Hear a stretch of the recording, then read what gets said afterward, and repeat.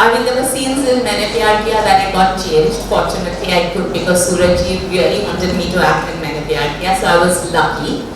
I was also lucky to have Salman as a co-star. We've all travelled in Mumbai. We know what it is like when a man is looking at us, and sometimes they claim to be looking at us with innocent eyes, but very often we know that the mind behind those eyes is not all that innocent. You started very young in front of the camera and doing something that probably nobody in your family did before. How did you find the strength to hold your ground and face the camera? It was difficult. I mean, there were scenes in Maine Pyar Kiya that I got changed. Fortunately, I could because Surajit really wanted me to act in Maine Pyar Kiya, so I was lucky. I was also lucky to have Salman as a co-star. And he was very protective. He was also very and extremely well-mannered. Every scene that we had to do, he would literally take my permission and say, "You're okay with me doing this, right?" So it was simple for me. I would say I'm blessed. But like you said, yes, dirty male gaze does happen. Somehow you feel small. Sometimes you can't stand up. You feel that you can't stand up to stop something like that from happening. All I would say is, like I said right in the beginning, you have to believe in yourself and you have to believe in what is right. Because when you're right, that itself is the biggest strength that you can get. To be able to voice what you feel, to be able to carry that aura around you. I think fortunately, though I'm small, you know, small package, I'm not very tall, I'm not very big built, I don't look strong, but I think I have that aura around me where I don't think people can just come up and mess with me. I give them that kind of look. So I think it's about carrying yourself with that weightage. Treat yourself like a queen, and you will have soldiers protecting you, not putting you down.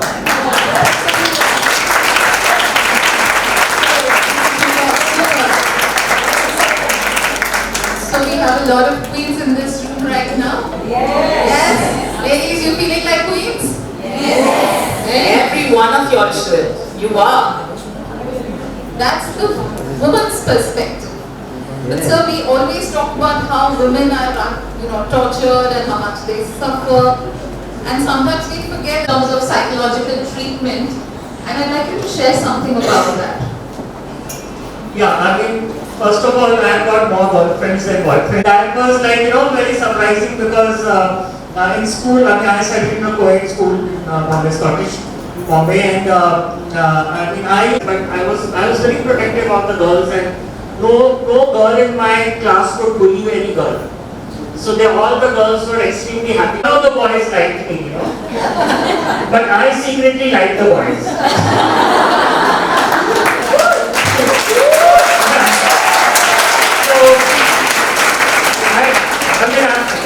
I had a sexual attraction towards boys, not towards girls. So I was very much attracted to some boys. And I told him also, in fact, I met him a few years back, and I told him, Ahmed, you don't perhaps know, but I had a crush on you. So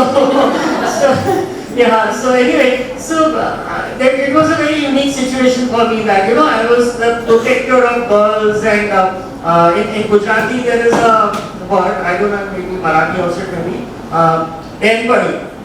A lot of issues. We have had cases where we get raped, but there is no reports because police only listens to female rapes. But when men also get raped, I have a number of cases I can tell you where people have come to me with these cases. Transgenders get raped, but the same reports is not there. Unfortunately, our laws. People are actually having these conversations. A lot of transgenders have also got roles to play in the films. They are working on the sets. I mean, I don't know how many of you have seen Maidenhead twice, two, you know, Trinetra. Wonderful job done, and she is also getting a lot of awards for her work done there. So I think people, especially the young generation, you all have to take this flag forward, where the base of any relation, the base of humanity is all about respect. Because when one respects another person, then it's not about gender, it's not about any kind of inequality, it's just basic human respect, which will slowly resolve all the problems and all the walls that are there between two genders. That is true, that is true. So do you think the gender neutrality debate is something that needs to be discussed? See, definitely we need to discuss gender, and there All kind of getting the gender basis into talks of today.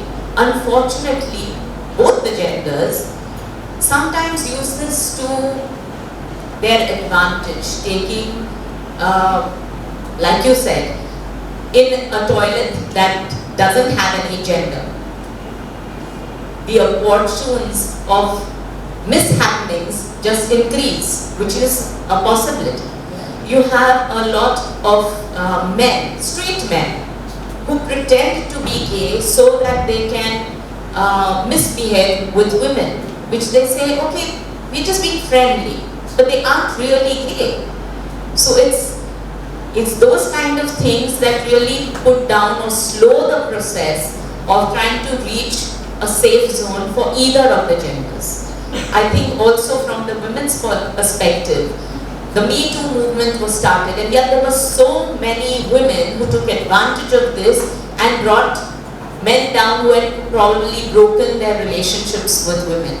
So for these small percentage of women who take advantage of this situation, we kind of lose the gravity of bigger subjects like women actually getting raped, or men actually having, like you yourself would have a problem, you know, going to a toilet which was male-centric or woman-centric.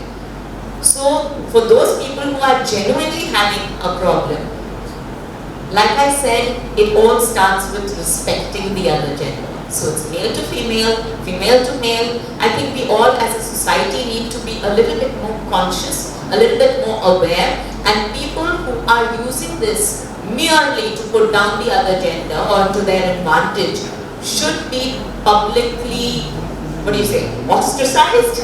Yeah, because that's the only way to move forward if we are supposed to maintain some kind of decorum in the society.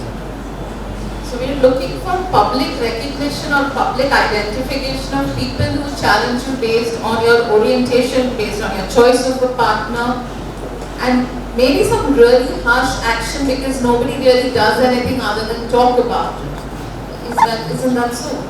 You feel that there is strong action happening? see, we have to speak up about it. I mean, if we From the gender perspective, I think as a society, my generation, our generation has brought up our children to see the world differently. We want to educate our daughters. We want them to achieve something in their lives. We want them to live their dreams and make sure that their aspirations, what they want in life, is achieved. But while doing all that, I think the basis of our patriarchal society doesn't budge. I'm doing this film called Happy Teacher's Day right now, and it has a lot to do about this.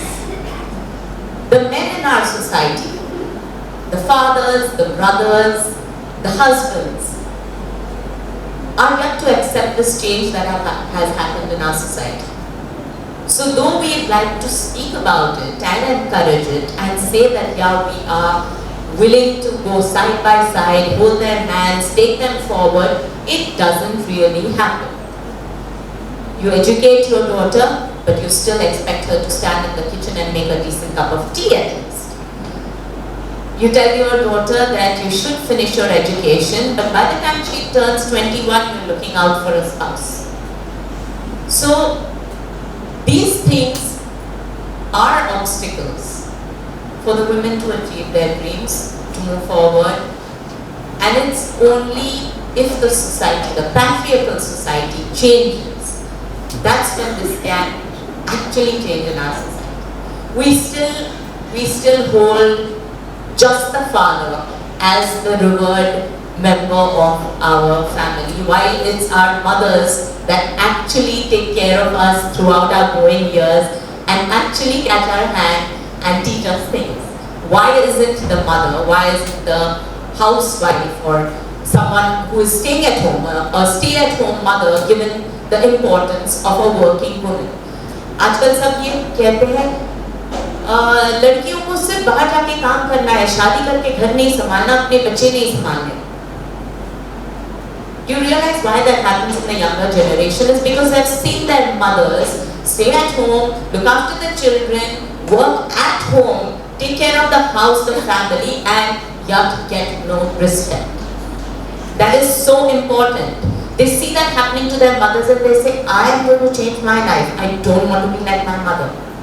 Yes, I love my mother, but this is not the kind of life that they want to live. And that is where the debate is, that is where the stress is, because within their emotional hearts and souls, we are all still women, we are caregivers, we are emotional, we feel empathy, we feel sympathy, we want to nurture the love within our hearts. And yet, what the society shows us and what we see around us is that when we do that, we are not given the respect, we are not given the appreciation or the acceptance of the kind of input that we as women are given to make a house a home. So I think we all need to respect the homemakers first before we think about gender equality in our workspace.